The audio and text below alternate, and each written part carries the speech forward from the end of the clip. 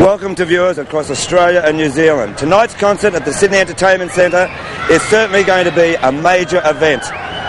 It is the final concert of an extraordinary world tour by one of the world's hottest bands, Dire Straits. Over the past 12 months, they have toured 25 countries and have performed to an amazing 260 sell-out concerts. In Australia and New Zealand alone, they have performed to over 1 million people. Tonight, through the facilities of the 9 network in Australia and on TV1 network throughout New Zealand, millions more will be able to witness this brilliant, and I mean brilliant, band in concert in a live to-air link-up on over 150 stations. The music of Dire Straits covers all ages from 6 to 60, and since the release of their first album in 1978, which was simply titled Dire Straits, their music has been heard on almost every radio station in the Western world, and even, I might add, in many radio stations in the Eastern Bloc and the Third World countries. Their smash hit, Sultans of Swing, made them a household name worldwide. Since then, they have produced 5 albums. Their latest, Brothers in Arms, which was released about a year ago, shot to #1 nationally the first week of release on the Australian album charts. It has remained there and remained for about 32 weeks, and that's the longest any album has ever stayed on the #1 position in the history of Australia's charts. Brothers in Arms has sold worldwide over 12 million copies, and believe me, that is some feat. Dire Straits is a class band with some of the best musicians in the world, and their influences covering a broad spectrum of music from contemporary rock to classical. So to all of you Australians and New Zealanders, again welcome. And let me remind you, after this concert and during this concert is a simulcast wherever possible through your local FM or AM stereo station.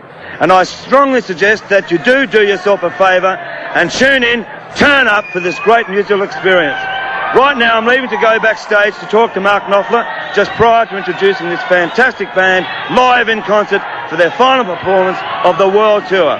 It's going to be a Dire Straits concert tonight that you've never seen before. We'll be right back after this commercial break. We'll see you then. Hey. After a very nervous intro, I'm now in the dressing rooms of Dire Straits, and it gives me great pleasure to introduce Mark Knopfler. Mark, welcome to tonight.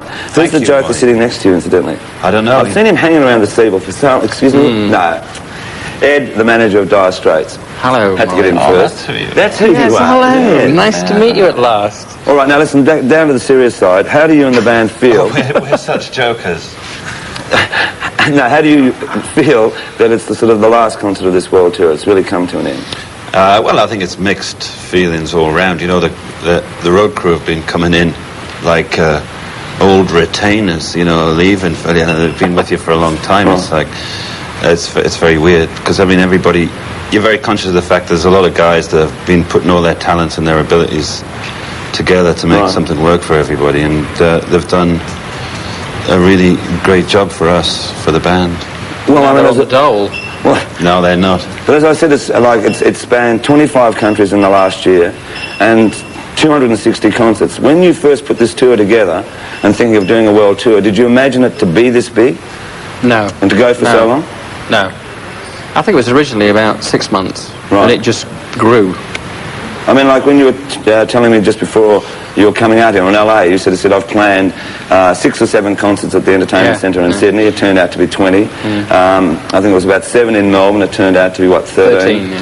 It just seemed to go on and on. I mean, did ever get to a stage, just even in this part of the Australasian tour, New Zealand and Australia, that it'd be another day and you'd think, my God, I've got to go and play again tonight? Did the band yourselves ever feel jaded, stage? Yeah, I think if you're doing a long stretch in one place, like 20 nights here in Sydney, you know, you get the feeling that you should have a clocking in machine. You should just be coming after a while. Right. And you have to do certain things to try and break the monotony. And we've managed to do that all right, I think. And I think the band's been playing better all the time as well, which is very surprising all around. That the standards have we've been able to maintain standards all the way through and find new things in the music all the time. The other thing is that I'm very proud of the band and the crew for getting the whole thing sorted out, is the fact that there's a lot of fans there that come in to see the band who aren't necessarily a rock and roll. The fans that we used to having just a seething mass of real rock and roll fans in there. There's a lot of other people coming in that I mean, we, for want of a better word, you could kind of call them the tourists. But they're just curious, that sort of, I'll go and have a look at this, I must see what all the fuss is about. And it's nice to turn them onto it, turn them around during the course of a night. Well, also with the bands, I mean, a lot of bands sort of say, like, after spending so much time in a recording studio, and then they have to go out on the road, that it becomes a strain on the band because the members are seeing each other every day. I mean, has there ever been any sort of strain on this band? Well, we're very hot on the fact that your feet haven't got to smell on the bus, and right. you know, that you keep your... what do you make of faces? For yourself. No, we're very... it's kind of like a marriage, I guess, in a way. It's funny, just before you came in, I was take, you know. I was saying that there hasn't been a single fight or even major disagreement between anybody within the crew or within the band. Right, now, I won't ask you this, I'll ask Ed. Normally the band don't like doing television, and now you're doing like an entire live performance. What motivated you to do that?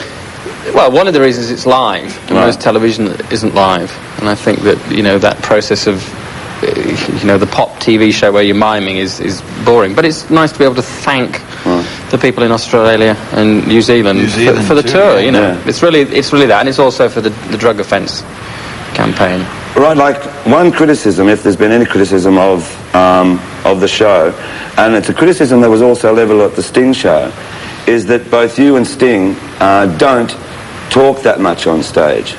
What's your thoughts on that? Do you know, I haven't really thought that much about it. Sometimes I've been known to. Sometimes, you know, I haven't really thought. But whereas other people say, why should they talk on stage? Their music speaks for itself. Well, you said it.